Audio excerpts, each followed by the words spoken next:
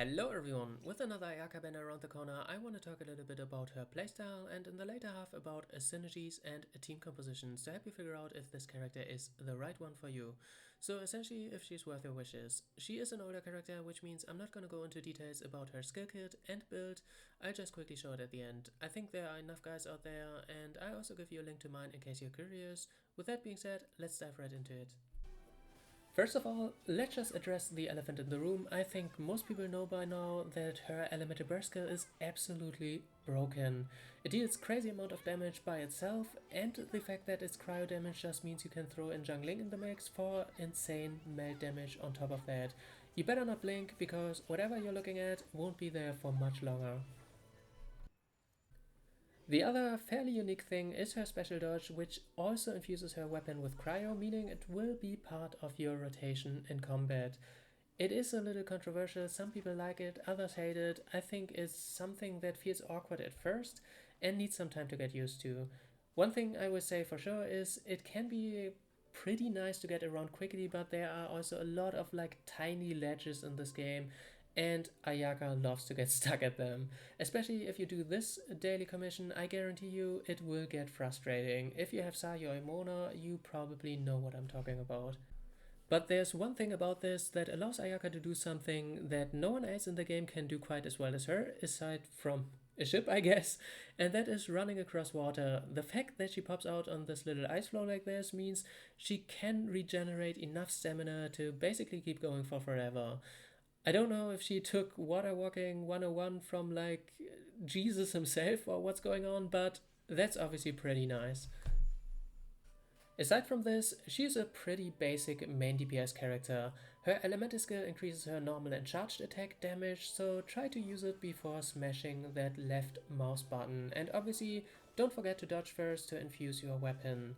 And another little thing I'd like to do is, if you look at the last normal attack in her chain, it looks pretty nice, but seems kind of slow for the little damage it actually does. So I like to do a charged attack in its place instead, which actually weaves in very nicely into her combo as well. When it comes to team compositions, honestly for Ayaka it's largely just freeze teams. Most people already know about the Morgana comp, it has been around for a while. You have your Ganyu, or in this case obviously Ayaka, you have your Hydra support, obviously Mona in this case, and usually it's Venti for your Anemo support because of the Ganyu synergy, but honestly if you play Ayaka I think Kazuha is just better. And in the last slot your Cryo character, obviously Diona. Usually two of them are supports, in this case Mona and Kazuha, and one of them is a healer, in this case Diona. As long as you stick to this concept, you can obviously shuffle around the parts to make it work with the characters you have. To give you an example, you can do something like this. You pick Kokomi as your healer, you enable the freeze, you pick, for example, Rosaria as your second cryo character, and you also need an Anemo character, you stick to Kazuha. So I gave you some options here for Hydro supports, Cryo supports, and Anemo supports. Obviously Zhongli kind of does the same thing as an Anemo support right here, so pick him in that spot. And also some healers, Hydro, Cryo, and Anemo. I think the strongest options right now are Mona plus Kazuha, and you don't even need to pick Diona necessarily. You can pick up your Bennett, and you still have your freeze going on between Ayaka and Mona. And this is probably the strongest damage output you can get in a freeze comp. Until the release of Ayato, that is. There's one more comp I'd like to highlight, and that might get a lot of the spotlight next patch, and that is Shenhe as a support plus Ayato as a support. The game plan is pretty straightforward, just a lot of normal attack damage stacking on your Ayaka. Both of these buffs, and obviously Ayaka herself has a passive skill to increase her normal attack damage, and you can put a gladiator set for example on her, and you go all in on this game plan. And obviously you can drop your Bennett and put a Constellation 2 Gene in here for the extra Viridescent set effect, plus the attack speed, which can be really good in normal attack focused team compositions. There is exactly one male team that I love to play, and that is Ayaka Zhangling. Like I said earlier, crazy damage, especially if you have Shenhe to decrease cryo resistance and increase Ayaka's burst damage. So if you want to push for stars in the abyss, freeze teams are falling a little out of favor, with enemies that are straight up immune to freeze in Abyss 12 like Marco Kenki, Perpetual Mechanical Array, Golden Wolf Lord, Cryo Slimes, Cryo Specters, or you are faced with stuff that barely moves anyway like Ruin Guards. So Ayaka and Zhangling are the characters to make 9 stars Abyss 12 happen. Chenie is replaceable, you can use like Mona or Kazuha for example.